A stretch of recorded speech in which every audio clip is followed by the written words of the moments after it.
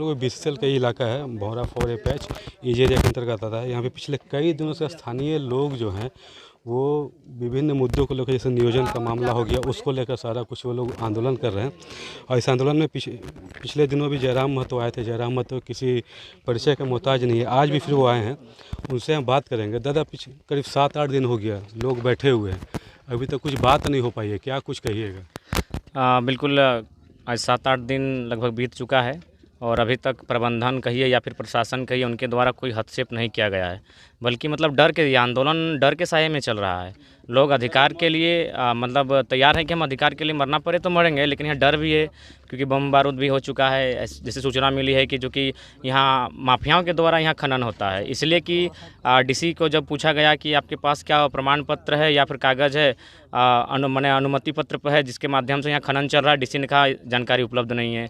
जब मैंने आपका जो विभाग होता है, 2-3 विभाग से ये जानकारी बाकायदा ली गई कि क्या आपके पास इस माइनिंग के लिए अप्रूवल है, तो सबने कहा कि कोई दस्तावेज उपलब्ध नहीं है।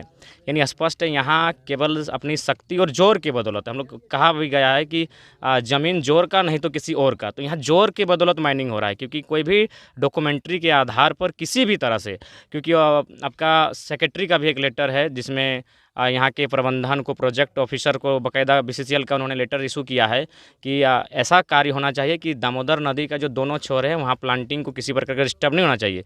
लेकिन आप जिस डंपिंग में आज खड़े हैं, इसको हम लोग ओबिड यार्ड कहते हैं, यहाँ डंप किया जाता है। देखिए ये ओबिड का कहाँ डंप किया जा रहा है ना, बाकायदा दामोदर नदी में ये पहुँच रहा है।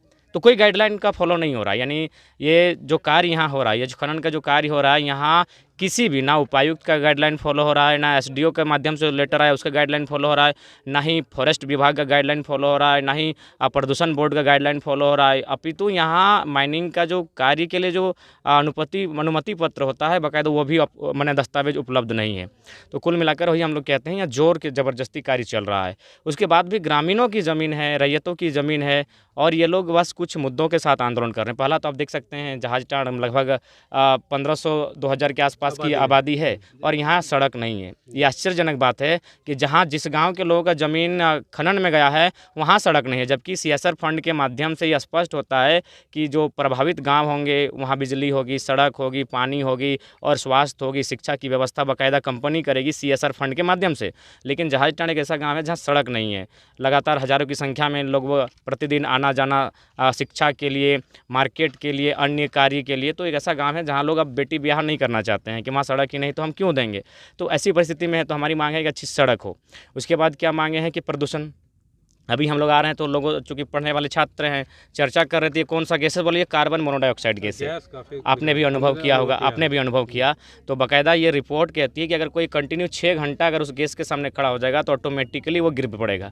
तो सोच सकते हैं किस परिस्थिति के साथ ग्रामीण जी रहे हैं। तो सबसे पहला बात, प्रदूषण पर नियंत्रण लगे। प्रदूषण एक यंत्र होता है जिसके माध्यम से उसको कंट्रोल में रखा जा सकता है, तो प्रदूषण का मामला है। उसके बाद जो महत्वपूर्ण मामले हैं कि नियोजन, जब ज़मीनें हमारी गई हैं तो नियोजन हमें मिलना चाहिए। इतने लोग यहाँ कार्य कर रहे हैं, इतने लोग यहाँ से धन कमा रहे हैं, तो नियोजन मिलना चाहिए और मुआवजा। चूँकि बाकायदा बीसीसीएल के लेटर हेड में इस बात का मैंने अंकित है कि 26 करोड़ के आसपास का जो मुआवजा के लिए, ग्रामीणों को मुआवजा के लिए दिया गया है, लेकिन अभी तक मात्र 2 करोड़ के आसपास का मुआवजा हुआ है। यानी बाकी 24 करोड़ किस ऑफिसर के खाते में है या किस ऑफिसर के टेबल के नीचे पड़ा है, इसकी कोई जानकारी नहीं है। तो कुल मिलाकर अलोकतांत्रिक ढंग से, अमानवीय ढंग से, अव्यवहारिक ढंग से यहाँ खनन हो रहा है, जिसकी मुझे लगता है ना देश को इस बात की चर्चा है, ना राज्य के जो विभाग है उनको इस बात की चर्चा है कि भौरा स्थित एक जहाजटाड़ है जहाँ खनन का कार्य हो रहा है और इसकी कोई जानकारी नहीं है। बिना दस्तावेज के यहाँ खनन हो रहा है, जैसा कि ग्रामीणों के माध्यम से हम लोग को जानकारी मिली और बाकायदा हम लोग पास लेटर भी है। अगर आप चाहें तो लेटर को भी हम लोग प्रेजेंट कर सकते हैं।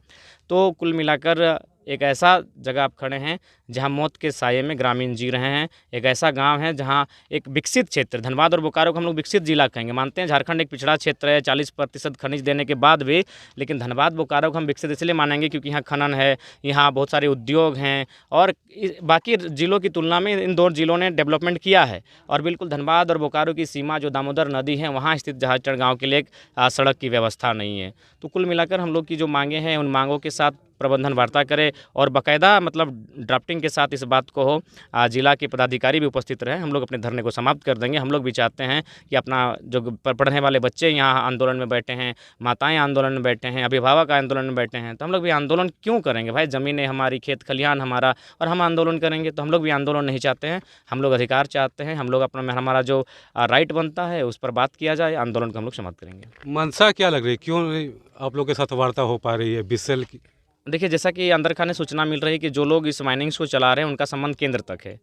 और वही सही बात है। भले भारत का संविधान कहता है of the people, by the people, for the people, जनता को, जनता के लिए, जनता के द्वारा, लेकिन सच्चाई है आज जिनके पास जोर है, सारी ज़मीनें उनकी, जिनके पास जोर है, खदान उनका। तो सुनने में आया है, चर्चा है कि केंद्र तक इनकी पहुँच है। तो ठीक है, अगर इनकी केंद्र तक पहुँच है तो हमारी पहुँच भारत के लोकतंत्र के चौथे स्तंभ मीडिया तक है। मीडिया के माध्यम से अपनी बातों को रखते हैं कि लोकतांत्रिक देश में किस प्रकार अवहेलना की जा रही है। लोकतांत्रिक व्यवस्था में देखिए, सबसे पहली बात सरदार पटेल ने कहा है कि लोगों की मांगें सही है, गलत है। बहुत बड़ी आबादी अगर किसी मांग को मान रही है तो उस पर चर्चा करनी चाहिए, उस पर समीक्षा करनी चाहिए। तो जब इतनी बड़ी आबादी, पूरा गाँव आज धरने पर बैठा है, उसके बावजूद अगर प्रबंधन आके वार्ता नहीं करता है तो ये दुर्भाग्यपूर्ण स्थिति है।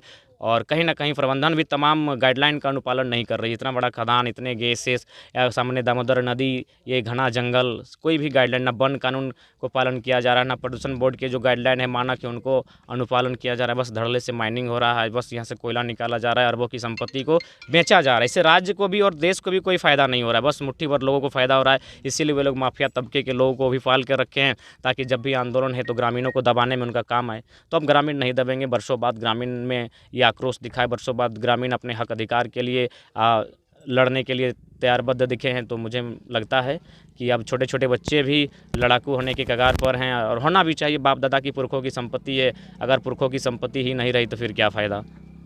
देखिए, कोयलांचल की बात करें, बीएसएल अधिकतर जगह कोयले का उत्पादन करते हैं। अमूमन यही समस्या हर जगह देखने को मिलता है। बाकायदा मैं भी इसी बात को बोलता हूँ। कल हम टाटा में बैठे थे तो बुद्धिजीवी वकीलों से भी, कल नहीं सॉरी कुछ दिन पहले हम टाटा में थे, वहाँ बुद्धिजीवी वकीलों से भी बात हो रही थी कि टाटा किस प्रकार यहाँ मैंने लोग दुनिया में उसको नज़र से देखते हैं कि नहीं ये विकास का काम करता है, लेकिन जमशेदपुर अगर आके देखेंगे तो वह किसी भी मानकों पर खरा नहीं उतरता है। बाकायदा जो नदी पर डैम बना है वो डैम किसानों की ज़मीन से बनाया गया है, लेकिन वो पानी जाता है टाटा को। तो ठीक उसी प्रकार बीसीसीएल की जब हम बात करते हैं तो हमारे जहन में और भी सारी कंपनियां आती हैं, जैसे WCL आता है, NCL आता है, MCL आता है, और ये कंपनी बहुत अच्छा काम करती है बाकायदा टेलीफोन के माध्यम से। अब भले हम लोग आयु में कम है, लेकिन अब हमारी बातें UPSC के अधिकारियों तक होती है। खनन के जो निर्देशक होते हैं जो महाराष्ट्र में, उनसे हमारी डायरेक्ट टेलीफोनिक बात होती है। उन्होंने कहा कि यहाँ हम लोग बहुत बेहतर तरीके से, हम बस वहाँ BCCL सेक्टर है, यहाँ WCL है, वेस्टर्न कोलफील्ड लिमिटेड, यहाँ बेहतर काम करती है। हम लोग एक सप्ताह पहले 75 नियुक्ति पत्र बांटे गए रैयतों को, जिनका ज़मीन लिया गया, उनको बहुत तरह की फैसिलिटी दी जाती है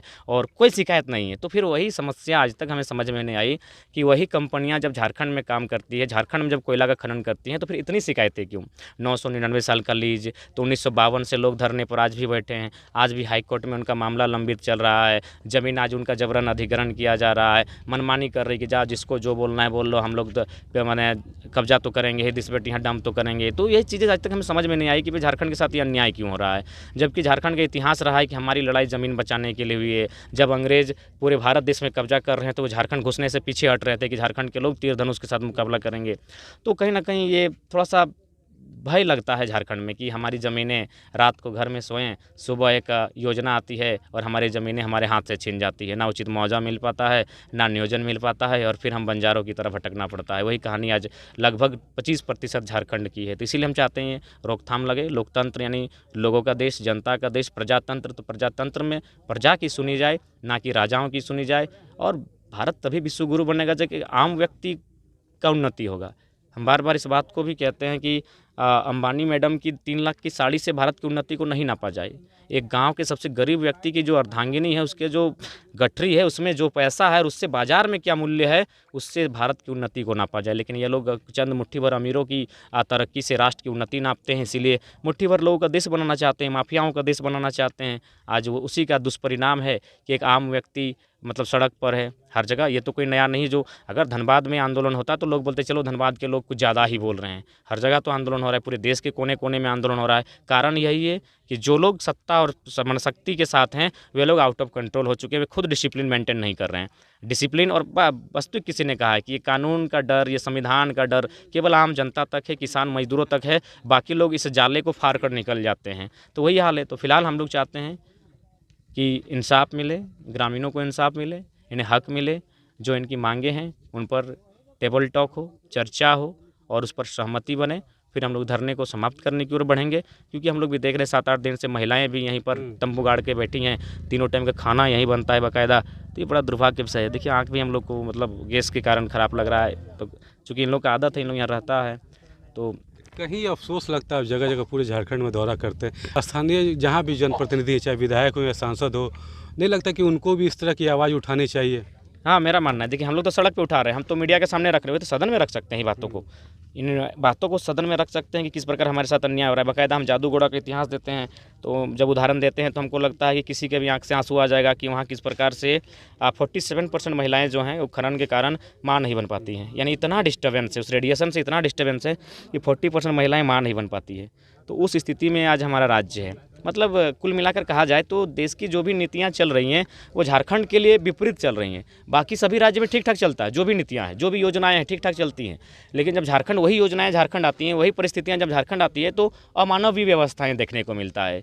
अब बताइए 47% महिलाएं हैं, उनको पता ही नहीं कि माँ बन माने माँ शब्द क्या है, माने माँ ही नहीं बन पाती है। तो ये बहुत विचित्र और दुर्भाग्यपूर्ण स्थिति है। रोंगटा फैक्ट्री में आंदोलन हुआ था, वहाँ भी बात हुई कि 0% पॉपुलेशन माने पोल्यूशन के साथ बाकी अदर स्टेट्स में लोग काम करते हैं, लेकिन यहाँ इतना पोल्यूशन है कि बच्चे कैंसर से मर रहे हैं। वही हाल आज यहाँ जहाज टाँड़, भौरा, जो भी आसपास के कोल धनबाद की भी यही स्थिति होगी, कतरास, बाघमारा या फिर झरिया जो भी अगर मुझे लगता है अगर कंपनियों पर प्रतिबंध अंकुश नहीं लगाया जाए, देखिए कंपनी का कोई विरोधी नहीं है, हम लोग भी विकास चाहते हैं, देश का विकास कैसे हो, देश की उन्नति कैसे हो, लेकिन एक विस्थापितों की एक बेहतर नीति बने। जैसे मान के चले जहाज टाण में है, सपोज दैट मान के चले यहाँ कार्बन मोनोऑक्साइड आया है और आपको कोयला भी निकलना है, कोयला देश की संपत्ति, अगर आपको ऐसा लगता है तो सबसे पहले बात इस गांव को एक विस्थापित यानी 5 किलोमीटर में जो खाली एरिया है वहाँ विस्थापित कीजिए। मानते हैं इनके पास 5 एकड़ जमीन है, किसी के पास 3 है, किसी के 4 है, लेकिन आप उसको एक समानांतर जमीन दे दीजिए। मान के चलिए 50 डिसमिल अलॉटमेंट कर दिए, 50 में 15 डिसमिल में मकान बना के कंपनी मकान बना के दे, क्योंकि एनसीएल ऐसा ही करती है, कंपनी वहाँ मकान बना के देती है और बस सबको आप किसी 5 किलोमीटर के दूरी में ले जाकर उनको विस्थापित करके बैठाएं और जो भी उनको नियोजन हो आराम से कोई भी विस्थापित होने के लिए तैयार हो जाएगा। लेकिन इस प्रकार अगर अमानवीय तरीके से करेंगे तो लोग मरने के लिए भी तैयार रहेंगे, लेकिन ज़मीन नहीं छोड़ेंगे। क्यों छोड़ेंगे, कहाँ जाएंगे? आज जिसके पास ज़मीनें नहीं होंगी, जिसके पास कोई पूंजी ही नहीं होगा, तो उसका जीवन तो जीवन नहीं मरण के समान है। तो ऐसी परिस्थिति में हथियार उठाएगा, ऐसी परिस्थिति में विद्रोह करेगा, ऐसी परिस्थिति में धरना, आंदोलन, आमरण अनशन सब करेगा, आत्मदाह तक चले जाते हैं। अब बताइए अगर लोकतांत्रिक देश में अगर कोई आत्मदाह तक चला जाता है, इससे बड़ी पीड़ा की कोई बात नहीं। गांधी के देश में कोई अगर आत्मदाह कर रहा है कि नहीं हमारे अधिकार नहीं मिल रहा, हम आत्मदाह कर लेंगे, तो ये शर्मनाक है। तो बहुत सारी स्थिति ऐसी भी आई है जब लोग आत्मदाह तक चले जाते हैं, जब वो देखते हैं कि कहीं हमारा बात को सुना नहीं जा रहा है, कलेक्टर नहीं सुन रहे हैं, बाकी जो पदाधिकारी है नहीं सुन रहे हैं, मिनिस्ट्री नहीं सुन रही है, तो आत्मदाह के लिए चला जाता है। ऐसे बहुत सारे उदाहरण भी मैंने देखा इन 2 सालों के इतिहास में आंदोलन के दौरान। तो ये बहुत ही शर्मनाक और गंभीर विषय है कि लोग आत्मदाह तक चले जा रहे हैं। अब बताइए यहीं देखिए छोटा छोटा लड़का लोग देखिए, इनके हाथों में बांस की फराटियाँ हैं, यानी एक डर भी है कि कोई हम पर हमला कर सकता है, तो सेल्फ डिफेंस के लिए कुछ भी हो। जबकि ये सभी जानते हैं कि अगर बम बारूद से हमला होगा तो ये इनकी जो बांस की लकड़ियाँ हैं नहीं बचा पाएंगे, लेकिन क्या करेंगी, हिम्मत तो चाहिए हाथ में, लड़ना तो होगा। हमारे पूर्वज भी इसी तरह लड़े हैं, अंग्रेज तोप से वार करते थे, हम तीर से करते थे। कोई जितना देर झेल सकें झेलें, लेकिन लोकतांत्रिक देश में भी अगर हम उसी व्यवस्था को कि माफिया ऊपर खड़ा है, वो गोलियों की बौछार कर रहा है और हम तीर से उसका मुकाबला कर रहे हैं, तो ये लोकतांत्रिक देश होना या ना होना कोई मतलब ही नहीं है लोकतंत्र का। और वही हुआ उस दिन, बम मजिस्ट्रेट के सामने बम फोड़ा गया, अभी तक एफआईआर नहीं हुआ है, ना कोई सिर्फ अनुसंधान किस प्रकार का अनुसंधान होता है किसी को नहीं पता चल रहा है, ना आपने अभी तक कोई अरेस्ट किया है, ना कोई किसी भी प्रकार का प्रशासनिक हस्तक्षेप ही नहीं हुआ है। तो जब बम फूटने के बाद भी हस्तक्षेप नहीं हुआ है तो बहुत ही गंभीर स्थिति और बहुत ही डरावनी स्थिति है। रात को लोग धरने पर बैठते हैं, पता नहीं रात में इनके साथ कुछ भी हो सकता है। और आज बाकायदा कानों कान ये चर्चा है कि बहुत सारे लोग आके जमा हो रहे हैं, माफिया के जो माफिया तंत्र के जो लोग हैं कभी भी हमला कर सकते हैं। हालांकि ग्रामीण अब कमर कस चुके हैं, जीना मरना इसी मिट्टी मर है, एक दिन मरना सबको है। अगर माफियाओं के हाथों दुर्गति है तो स्वीकार है, और हमारे हाथों अगर उनकी सदगति है तो स्वीकार है। लेकिन अब लड़ाई आर पार की होगी, आखिर कब तक बेघर होंगे और कहाँ तक भाग कर जाएंगे, यही ज़मीन हमारा है। बाकायदा ज्योतिलाल महतो एक बहुत सुंदर किताब उन्होंने लिखी झारखंड के विस्थापितों का दर्द, एक बहुत मार्मिक लाइन उन्होंने लिखा है। उन्होंने हाथ जोड़कर कहा है कि जितने भी कंपनी, उन्हें विशेष कंपनियों को टारगेट करते लिखा है कि दामोदर नदी के तट पर रहने वाले लोग अब शांति चाहते हैं, अमन चाहते हैं, हमें शांति से रहने दो। हमने बहुत लड़ाइयाँ लड़ी, हमने कभी अंग्रेज़ों से लड़ाइयाँ लड़ी, हम लगातार BCCL से लड़े, हम लगातार टाटा से लड़े, लगातार हम भू माफियाओं से लड़े, हम लड़ते लड़ते थक चुके हैं। अब हमें शांत रहने दो, ये ज़मीनें हमारी है, यह नदी का पानी हमारा है, इस नदी के पानी के साथ हमें जीने दो, यहाँ की चिड़ियों के साथ हमें जीने दो। ये बताए, बहुत मार्मिक लाइन लिखा है कि आज हम किस अवस्था में दुहाई मांग रहे हैं। लोकतंत्र में अगर लोग जीने की दुहाई मांग रहा है, ये दुर्भाग्यपूर्ण स्थिति है। और आज स्थिति बन रही है, आज कभी भी समय माफिया और ग्रामीणों की मुठभेड़ हो सकती है। बाकायदा अगर प्रशासन अलर्ट नहीं रहती है तो आपके चैनल के माध्यम से हम कहेंगे, क्योंकि जैसा कानों कान सूचना मिल रही है, अंदर खाने से बातें सामने आ रही है, कभी भी ये घटना घट सकती है। क्या कुछ परिणाम निकलेगा फिर? देखिए, परिणाम अगर ऐसा होता है तो मुझे लगता है फिर यहाँ हर घर से शक्ति बनकर सामने आना होगा, लड़ाई आर पार लड़नी होगी। या तो हम रहेंगे या तो माफिया रहेंगे, दोनों एक म्यान में दो तलवार नहीं रह सकते हैं। खेती करने वाले और तलवार उठाने, हल चलाने वाले और तलवार चलाने वाले दोनों साथ नहीं रह सकते हैं। या तो तलवार चलाने वाले आज रहेंगे या तो हल चलाने वाले रहेंगे। हम हल चलाने वाले हैं। हमने हमेशा सृष्टि का सृजन किया है, दुनिया का भरण पोषण किया है। हम किसान प्रवृत्ति के लोग हैं, हम हिंसक प्रवृत्ति के लोग नहीं हैं। अगर हमने अपना आक्रामकता दिखाया है तो खेतों की मिट्टी के साथ दिखाया है। हमने अपनी आक्रामकता लोगों का पेट भरने के लिए दिखाया है, ना किसी का गला काटने के लिए दिखाया है। ऊपर जो बैठे हैं वो बम बारूद तलवार चलाने वाले हैं, और जो नीचे जो धरने पर बैठे हैं ये हल चलाने वाले लोग हैं। तो फिलहाल तो आप लोग बैठे रहेगा जब तक कंप्लीट हुआ? जब तक वार्ता नहीं होगी फिर आखिर उठने का कोई मतलब ही नहीं है। 1 महीना लगे या 2 महीना? 1 महीना लगे, 2 महीना लगे, या फिर हमारी हत्याएं हुई, या फिर बम फूटे, या फिर गोलियों की बौछार हो। धरना का तो मतलब यही होता है, जब तक वार्ता नहीं फिर उठेंगे कैसे? ये जयराम जी थे, और अभी हम लोग ये भौरा 4A पैच इलाके में थे। और तो फिलहाल अभी के लिए इतना ही। 99 न्यूज़ के लिए 4A पैच से Dilshad Khan. Blinkers the optical studio और ब्लिंकर्स द सनग्लास स्टूडियो अब आपके शहर धनबाद के प्रभातम मॉल में। यहाँ आपको बर्बेरी, प्राडा, माइकल कॉस, मॉजिव, Vogue, Emporio Armani, Ray-Ban, Mont Blanc, Oakley जैसे और भी कई इंटरनेशनल ब्रांड के चश्मे और सनग्लासेस मिलेंगे। यहाँ ऑप्टोमेट्रिस्ट के द्वारा फ्री आई टेस्टिंग की सुविधा भी उपलब्ध है। यहाँ doctor Anil Kumar Barnwal, eye specialist, शनिवार रविवार अपॉइंटमेंट के द्वारा उपलब्ध है। आए और स्टोर विजिट करके अभी चल रहे मॉनसून ऑफर्स का लाभ उठाइए। अब तो प्रभु जी प्योर फूड आ गया है धनबाद में। मिठाई, नमकीन, चाट, साउथ इंडियन, चाइनीज से लेकर सात्विक भोजन तक सब मिलेगा। प्रभु जी प्योर फूड, चलो कुछ प्योर खाते हैं। प्रभु जी प्योर फूड अब आ गया है मेमको मोड़ धनबाद में। देवों के देव महादेव आए हैं आपके शहर धनबाद में। 99 बिल्डर्स पेश करते हैं द कैलाशा, पाड़ा ज्योतिर्लिंग मंदिर, बाल गणेश पार्क, नंदी चौक, आदि योगी मेडिटेशन सेंटर, क्लब हाउस और स्विमिंग पूल के साथ आनंद लीजिए मॉडर्न लिविंग का। The Kailasa, experience the spiritual aura.